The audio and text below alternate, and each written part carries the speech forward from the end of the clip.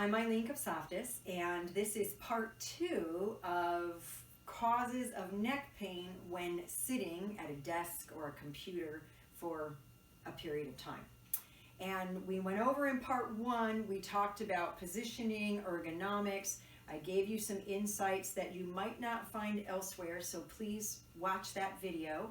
A lot of what I teach is not necessarily mainstream, but ideally it should be, right? Or not so many people would be in pain.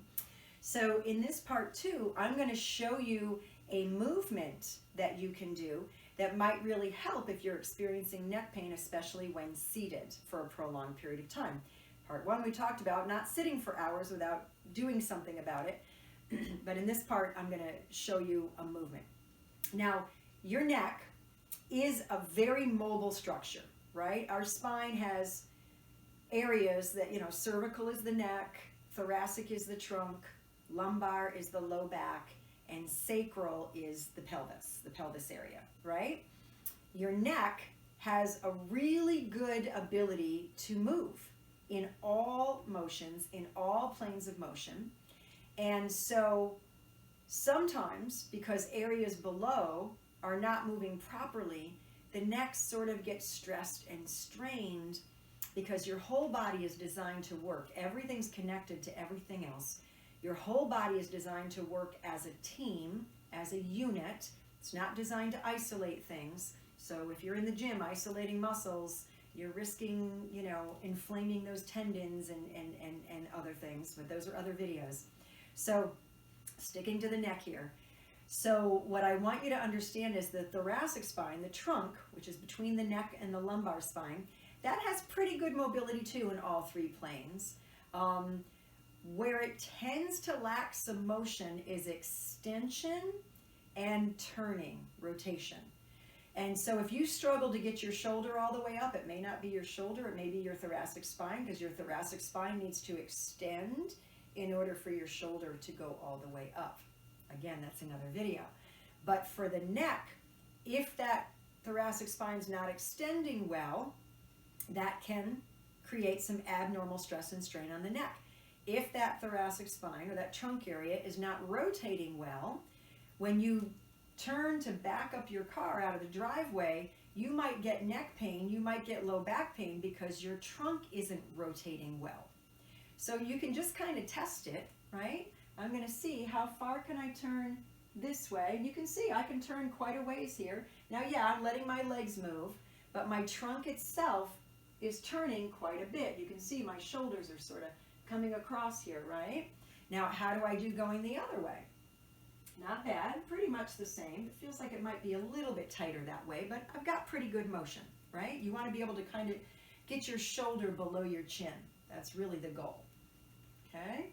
Now,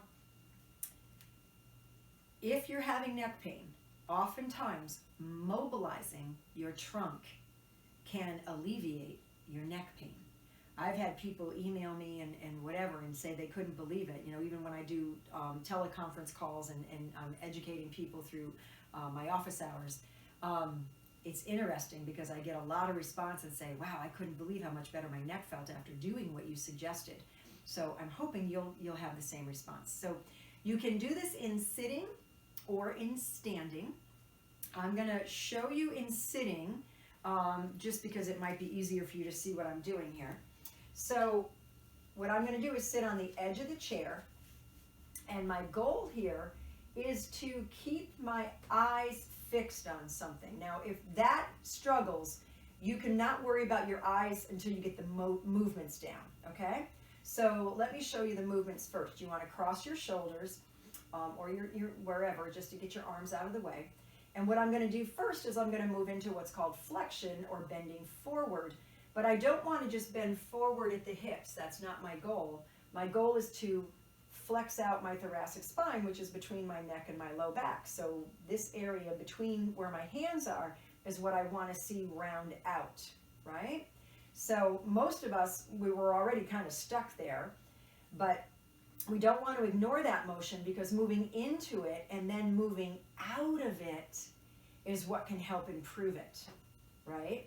So what I'm going to do is I'm going to move into it, and you can see what I'm doing is I'm kind of slouching, bringing my elbows down toward my hips where my legs meet my trunk, and then I come back up. So the goal is to really round out that area, okay?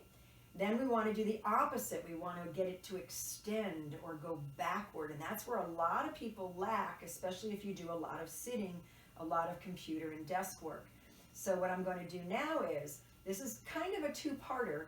You want to bring your chest up toward the ceiling and then lean back with your shoulders and your head.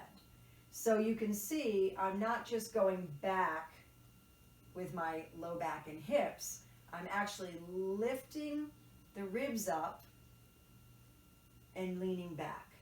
And that's going to give you that nice extension. Now, if you're feeling a lot of stress in your neck when you do this, you're going to fix your eyes. And ideally, even if you're not, you want to fix your eyes because this is going to mobilize your neck from below. Your neck moves two ways.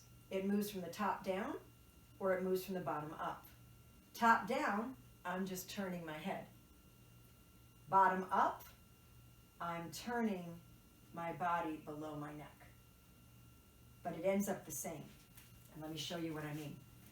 I'm turning and looking over my left shoulder. That's from the top down.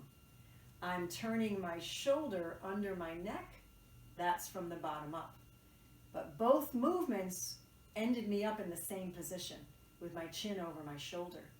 However, when I mobilize my neck from the bottom up, it doesn't stress and strain the neck muscles, and it helps to restore the movement. So, when I go to flex down, if I keep my eyes fixed straight on something ahead, see, my neck's not moving, but my trunk is moving below my neck. So I'm still getting what's called cervical extension. But I'm not using my neck muscles to get there. The same thing when I lift up and go back. And now you can see my chin is closer to my chest, but it's not because I ducked my chin down. It's because my chest came up, my ribs came up under my chin. So I'm not using my neck muscles. So you may notice this and this requires absolutely or elicits absolutely no symptom, stress, or strain in your neck whatsoever. But after you've done that 10 times, 15 times in both directions, your neck might start to feel better, okay? Now we've got two other motions that we want to cover. We want to have what's called cervical side bending. So instead of doing this and aggravating and pulling all those muscles, I can use my trunk to side bend, but as long as I'm looking straight ahead, I'm now doing left side bending with my neck, but my neck muscles aren't trying to do it. The body below is coming up to meet the neck. Obviously the same thing on the other side. Okay, and then the last one is turning. And here, again, keep those eyes fixed straight ahead on something. Don't let your head turn, but I'm turning my trunk below my chin. I'm trying to get my shoulders below my chin. Now don't stress and strain yourself if you don't have that much motion. If you can only come here, that's okay. You're still mobilizing below your neck. And of course you want to do both sides. And you want to keep those eyes fixed. All right? So, tell me, give me some comments, let me know, did this help you? Really getting that neck mobilized from below. Get that spine moving between the neck and the low back. Not only will your neck thank you, but your low back will thank you. All right, I'll see you in the next video.